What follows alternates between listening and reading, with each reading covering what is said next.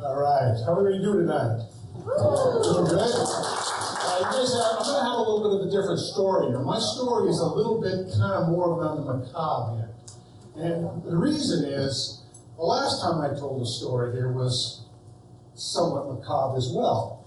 And the reason I'm telling the macabre stories is because I lived in this apartment that during the time I lived in this apartment, and I grew up in Los Angeles. I lived my whole life in this, this nice neighborhood up in the suburbs of Los Angeles. And I had this apartment, and this apartment was, when I finally got to the point where I wanted to live in this apartment, it was gated, nobody could get in, there was no riffraff in there, it was just like, hey, I could get into this apartment and live quiet. And as I was in this apartment, things happened to me, and I call this the Vortex apartment, because I had 5 things that happened to me while I lived in this apartment that were so strange. They never happened to me before, and they never have happened to me since. 5 things happened to me while I was in this apartment. The last time I was here, I told a story that ended up actually being a factual, true story, but I was involved with it, but almost 4,000 miles away. It's a totally different story, but this story happens to be part of the next chapter of what happens to me in this apartment. Now, I'm not a guy that kind of believes in all this stuff. I was always just kind of skeptical about anything that might be supernatural, bizarre, or what have you. But I was working, and I worked the swing shift. So I would get on work at 4 o'clock, and I'd usually get off around 12:30, 1 o'clock in the morning, depending on how busy we were. And this one night I come home. Now I lived in this apartment. It was basically a U-shaped apartment with a big swimming pool in the middle of it, 2-story. And so if you lived on the bottom level, it was quiet. If you lived on the top level, you could hear sounds. If you pounded your feet, the people below you looked up and hey, you're going up there. So you knew you had to be quiet. So at night when I'd come home, it was a light, kind of a little sconce like this that was parked outside my door. So it kind of illuminated the whole area. So I'm walking in, kind of being quiet. It's one night, and I unlocked my door, and as I opened my door up, there was no lights. It was a weird apartment. There's no light switch right here. I had to step in a few feet to get to the corner to where I turn on the light. So this one night I come in, it's very quiet. I mean, you could drop a pin and hear it. So I'm walking in and I open the door up, and as I kind of open the door up, I hear this. I stop. I did stop in my track, like somebody's in my apartment. So I kind of opened the door, leaned out, turned the light on, and walked through my house and my apartment, and I checked every room. I'm like, well, that's weird. There's nobody in here. It must be somebody making a noise next door. Didn't think anything of it. Go to bed, next morning, get up. Everything's basically normal. So the next night I come home, and I'm walking in, and I just completely not even thinking about it, open the door quietly, and as soon as I open the door, you hear some footsteps. I'm like, okay, now I heard that. There was something running from my living room to the back bedroom. Well, what is it?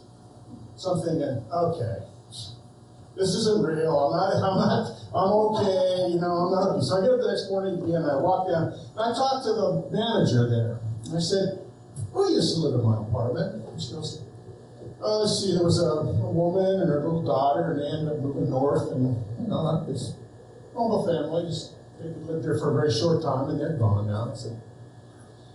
She said, why? I said, I don't know. I heard some weird noises last night. She goes, oh, well, welcome to the city. I'm like, yeah, well, I've lived here my life, but I've never noticed that sound before. So anyway, now it's the 3rd night. Now I'm kind of getting in my car, and I put up steps, and I'm walking to the door, and all of a sudden, I'm going to be aware this time. I'm going to be full ninja, on-guard karate guy. I open up this door, and all my senses are going to be turned on. So I open that door up, and I really quietly, and just like clockwork. Oh my gosh, what is this? Walk in the house, nothing. Now I'm so frustrated that I cannot figure out what the heck is going on. So now it's a fourth night, and I'm thinking I can't live this too much longer. Something's going on. So I get up, and again, all these strange things that happened to me in this apartment, this is just one of the weirdest. So far at this point, there's two other beyond this one, three other, excuse me. So anyway, the fourth night, I don't know what to say. Okay, I'm ready. This is gonna be the night that I'm gonna catch this thing. Whatever it is, I'm catching it because I know it's in my house.